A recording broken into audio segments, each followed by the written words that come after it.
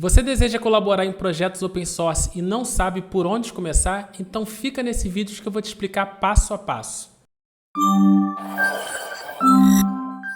Olá pessoal, eu sou Rodrigo Santana e hoje eu vou te mostrar como contribuir em repositórios open source. Se você gosta do conteúdo que eu produzo, deixe o seu joinha, deixe o seu comentário e se inscreve no canal. Bem, primeiramente temos que entender o que é open source. Open source é um software cujo código-fonte está disponível publicamente. Isso vai permitir que qualquer pessoa possa visualizar, modificar e distribuir esse código, promovendo colaboração e inovação, uma vez que os desenvolvedores ao redor do mundo eles conseguem contribuir para esse repositório, seja para adicionar uma nova funcionalidade, corrigir um bug ou qualquer outra coisa. Isso vai formar uma comunidade, né? Que é um grupo de pessoas que estão com o mesmo objetivo, que é a evolução desse software, né? Outra característica aqui também é a transparência. O acesso ao código permite maior confiança e segurança. Por quê? Porque especialistas ao redor do mundo podem olhar esse código e opinar, né, com relação a essas questões, né? Se ele é confiável, se ele é seguro, entre outras coisas. Projetos open source podem ser desde sistemas operacionais, linguagem de programação ou até programas em geral. No caso de sistemas operacionais, como exemplo, tem aqui o Linux e o FreeBSD. Linguagem de programação, Python, Ruby e PHP. Programas em geral, LibreOffice, GIMP e VLC Media Player. E por que contribuir em projetos open source pode ser interessante? Primeiramente, por causa do networking. Você vai se conectar com várias pessoas que você nem conhece, de países diferentes, com culturas diferentes e com experiências diferentes. Com certeza isso vai ajudar e muito no seu crescimento profissional. Além disso, né, você vai ter oportunidade de contribuir para projetos que vão beneficiar milhões de usuários, né? Você vai aumentar a sua reputação, uma vez que você tem agora um portfólio público de trabalho, né, que mostra ali repositórios que você contribuiu, né? E com certeza isso também vai ser muito gratificante para você. No contexto de open source, você vai ter contato com alguns tipos de licenças. São essas licenças que vão definir como que um código ele pode ser usado, modificado e distribuído. As principais licenças de open source são a GPL, a MIT e a Apache. A GPL ela exige que qualquer software derivado também seja open source. O que isso significa? Imagina que existe um software que usa a licença GPL e você constrói com base nesse software outro software. Então esse outro software que você criou, ele também precisa ser open source. Já a licença MIT ela é muito permissiva, permitindo quase qualquer uso. Então você pode ter um software proprietário que não é código aberto e que foi construído com base em um projeto de código aberto, desde que todas as cópias do software ou suas partes substanciais incluam uma cópia dos termos da licença MIT e também um aviso de direitos autorais. Então, tomando esses devidos cuidados, você pode ter o seu software proprietário aí construído, né, com base num projeto de código aberto. E, por último aqui, a Apache, que é permissiva, mas ela tem um foco, né, em fornecer garantias legais e patentes, né, frequentemente utilizado em projetos empresariais. Por exemplo, o Shell do Unix ele utiliza uma licença que é a GPL, né? A gente consegue ver aqui embaixo. Isso significa que qualquer software derivado desse aqui, ele também precisa ser open source. O React ele utiliza aqui a licença MIT, né? É um exemplo. E o Apache Kafka, né, que é um sistema de mensageria, ele utiliza aqui a licença da Apache. Uma vez que esses conceitos foram explicados, como que a gente pode contribuir para um repositório de código aberto? Através do fork. O fork ele é uma cópia independente de um repositório em um projeto open source. Ele vai permitir que você faça mudanças sem afetar o repositório original. Geralmente, para hospedar repositórios de código aberto, é mais comum utilizar o GitHub, tá? Que é o que a gente vai utilizar daqui a pouco nesse vídeo. Vamos considerar que existe um repositório no GitHub de um terceiro e eu quero contribuir, né, com evoluções, novas funcionalidades, correção de bug para esse repositório aqui. O que eu posso fazer? Eu posso fazer um fork desse repositório que vai criar uma réplica dele na minha conta do GitHub, que vai ter os mesmos objetos desse repositório, né? Os commits, as tags, etc. E aí, uma vez que esse repositório foi criado aqui na minha conta, eu faço o clone dele normal, faço os commits que eu quero fazer, faço um push e depois, o que eu posso fazer aqui? Eu posso fazer um pull request do meu repositório para o repositório original. E aí o que vai acontecer? A pessoa responsável, né, por esse repositório, ela vai avaliar aqui o meu pull request e ela vai ver se faz sentido ou não incorporar essas alterações no repositório dela. Depois desses conceitos, vamos à prática. Vamos considerar esse repositório aqui, Visualizing Git. Notem que ele tem a licença MIT. Lembrando, essa licença ela tem poucas restrições quanto ao uso, modificação e distribuição do software, tá? Esse repositório, ele basicamente armazena essa aplicação aqui, tá? Aqui tem fins educativos que vai ajudar você a aprender Git, como que os comandos do Git influenciam no histórico. Então, por exemplo, se você fizer aqui um Git commit, ele vai trazendo isso em tempo real para você conseguir acompanhar o histórico, né? Posso vir aqui, criar uma branch, my branch, e já alternar para ela e fazer um commit para ver que agora o commit é associado a essa nova branch que eu acabei de fazer. Então, o intuito desse repositório é isso. Agora, essa aplicação que eu acabei de mostrar, às vezes eu uso ela para ensinar Git para algumas pessoas. Ela não tem uma área de trabalho, mas ela é bem interessante para explicar ali umas partes conceituais do Git. Por causa disso, é do meu interesse contribuir com esse repositório aqui, seja corrigindo algum bug, evoluindo esse repositório, porque eu uso essa ferramenta, né? E aí, por causa disso, eu fiz um fork desse repositório. Só que esse repositório ele está abandonado, né? A gente consegue ver que não tem commit dele desde 2019, né? Não tem mais ninguém mantendo esse repositório aqui principal, que é o que a gente consegue perceber olhando aqui o histórico de commits. Então, o meu fork, né? Eu vou meio que trabalhar nele depois isoladamente, porque depois eu não vou conseguir voltar com as minhas alterações para esse repositório principal, porque provavelmente ninguém vai estar mais olhando para ele para poder avaliar o que eu fiz e dizer se está certo ou errado, né?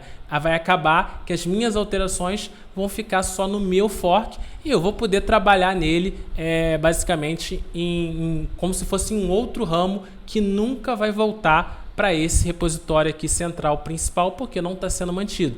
Mas, se ele tivesse sendo mantido até hoje, depois que eu faço as alterações dentro do meu fork, que está na minha conta, eu poderia fazer um pull request para cá, para esse repositório, e aí as pessoas aqui responsáveis por manter, elas iriam avaliar para ver se faz sentido ou não o que eu estou tentando incluir nesse repositório aqui principal, tá?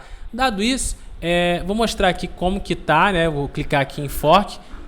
Vocês podem até para experimentar pegar um repositório público, pegar esse repositório aqui, fazer um fork dele, é bem simples, só quando clicar ali em fork, faz as opções padrões mesmo, tá? Aqui ele já não vai deixar eu fazer porque eu já fiz um fork desse repositório, então ele está aparecendo aqui para mim para eu visualizar os forks existentes. Vou clicar aqui e aí aqui já vai ter o meu fork, que é esse cara aqui. Eu vou clicar e aí ele basicamente vai para o meu fork desse repositório que está na minha conta do GitHub. Então isso aqui é uma cópia daquele repositório remoto, pegando todos os arquivos, com todos os commits, né, todos os objetos daquele repositório, eles estão aqui, tá?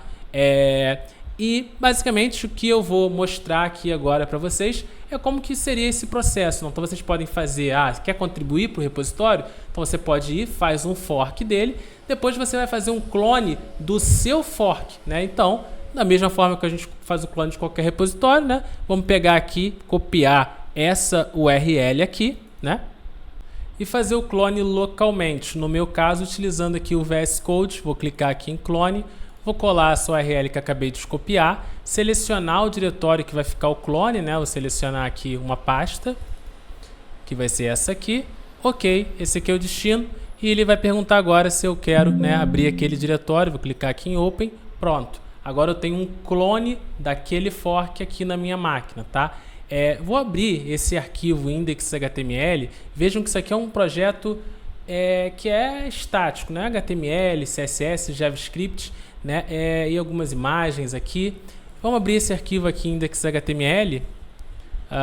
Vou clicar aqui em Review, File Explorer e clicar aqui para abrir esse cara, tá? E aí esse HTML que é basicamente aquela aplicação que a gente viu, utilizando aqui JavaScript para fazer aquelas animações e CSS para estilizar, né? Se a gente apertar aqui a tecla F12 e fazer aqui um preview, né, com um dispositivo móvel, né, só clicar aqui nessa opção, eu vou colocar aqui qualquer dispositivo, a gente vai perceber que essa aplicação ela não foi pensada para dispositivos menores, né? Ela não é muito responsiva aqui, né? Fica bem ruim. E eu precisava de uma tela responsiva porque eu uso muito essa aplicação para fazer vídeos aí para as redes sociais, como Instagram, né? Então é uma das coisas que eu queria evoluir aqui, tá? Que é o que eu vou fazer aqui junto com vocês, mostrar o processo, não as alterações.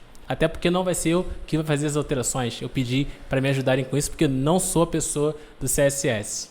Assumindo que eu vou enviar essa melhoria para o repositório original, o fluxo mais comum aqui é eu criar uma branch a partir da branch principal, fazer a melhoria que eu quero fazer e depois essa branch eu abro um pull request lá para o repositório original, que o pessoal lá estaria mantendo, que nesse caso ninguém está mantendo, né? Mas assumindo que também tivesse lá pessoas que estão mantendo esse repositório, elas iriam avaliar e ver se essa minha melhoria, o meu código está ok e se faz sentido incorporar isso lá no repositório original, tá? Então a primeira coisa que a gente vai fazer é criar essa branch, tá? Eu vou fazer aqui git checkout -b e um nome aqui que eu chamei de improved responsiveness, né? Que eu estou melhorando a responsividade e eu estou criando isso em cima a partir da branch GHPages, tá? Essa branch GHPages é a branch principal lá do repositório original.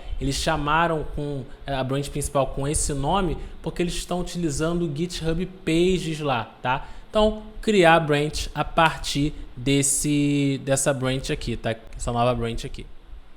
E nessa nova branch é feitas as alterações necessárias que não são relevantes para esse vídeo aqui e que para esse caso as alterações foram para melhorar a responsividade daquela aplicação, né? Vocês podem ver aqui que essas alterações foram mudanças no HTML, mudanças no CSS aqui, né, para incluir classes de CSS aqui nova e que eu até posso mostrar como é que ficou depois dessas alterações. Então vou clicar aqui para abrir no Explorer e vou abrir esse arquivo aqui que foi modificado, somente para vocês verem aqui como que ficou, né, depois dessas alterações, principalmente de CSS, tá? Já ficou bem melhor, né? E essa aqui é a ferramenta como eu uso para fazer os vídeos para o Instagram, para explicar aí alguns conceitos de Git, tá? Beleza, então foi isso aqui, foi a alteração, tá? Vamos imaginar agora que eu também quisesse mandar essa contribuição lá para o repositório central, né? Então, mostrar esse processo,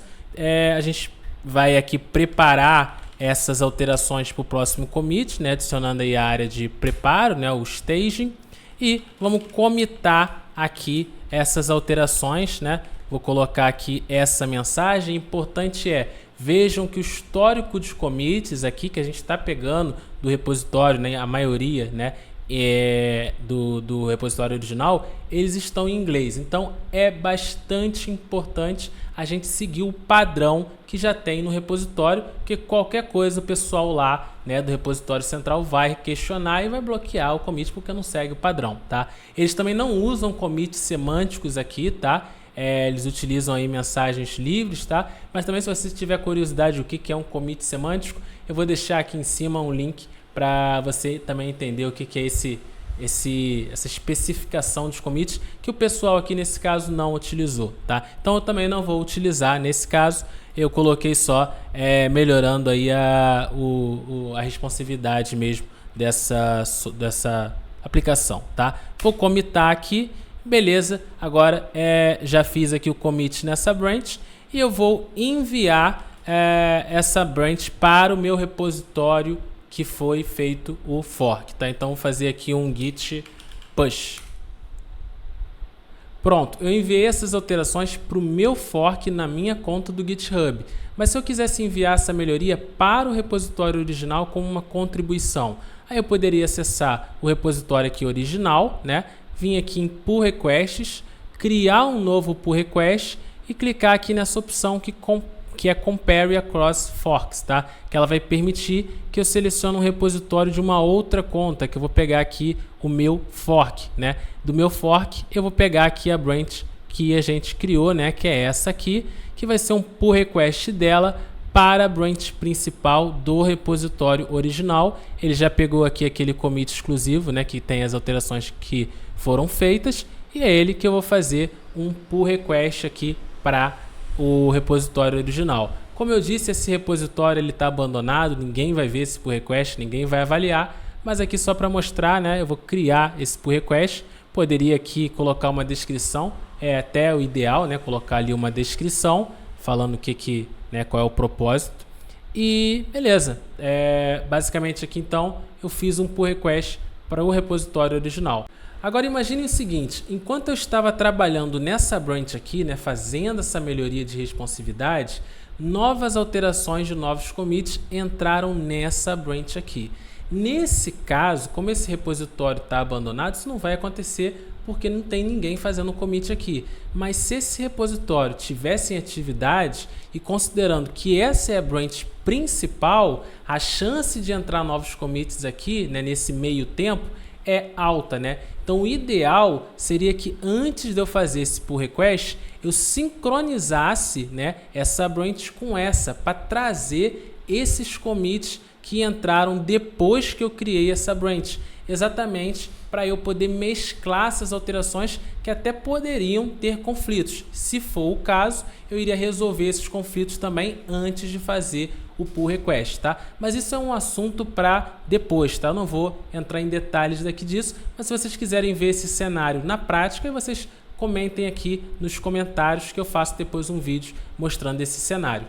Outra coisa interessante para saber é que se você encontra um bug nesses repositórios, você pode vir aqui em Issues e relatar o bug aqui. Por exemplo, esse bug aqui eu relatei, dei aqui os detalhes, né, de como reproduzir ele, né, comportamento esperado, comportamento atual, coloquei aqui um screenshot, né, por que, né, é importante resolver esse problema aqui, e eu mesmo já fiz um pull request corrigindo esse problema, tá? Eu fiz a correção no meu fork e enviei aqui um pull request na tentativa de algum dia alguém integrar essa correção aqui no repositório original, né? Eu vou clicar aqui no pull request para mostrar. Inclusive até tem uma pessoa, né, que mantém também um fork, né, desse repositório, e ela pegou essa correção e trouxe para o fork dela, né? Então até tem essa colaboração, como eu falei no começo, né, de pessoas ali que vão estão ali com o mesmo propósito, né, de colaborar com alterações, né? Então essa pessoa que eu não conheço, e ela também até mencionou essa questão que esse projeto está abandonado, né? Bem, por último, as orientações de como contribuir para um repositório, elas podem ser descritas em um arquivo contributing.md, tá? Esse arquivo, ele não existe nesse repositório aqui, tá? Mas eu vou mostrar no repositório do VS Code, que tem esse arquivo aqui, tá? Contributing.md. Eu vou clicar aqui nele e aí aqui vai ter as regras, né, do que você tem que seguir se você quer colaborar com alterações para esse repositório, né? Então isso aqui é bom para garantir que as contribuições elas aconteçam de forma estruturada e sigam as diretrizes do projeto. E é isso, pessoal, espero que esse vídeo tenha sido útil para vocês. Se vocês gostaram, deixa o joinha aqui no vídeo e até o próximo vídeo.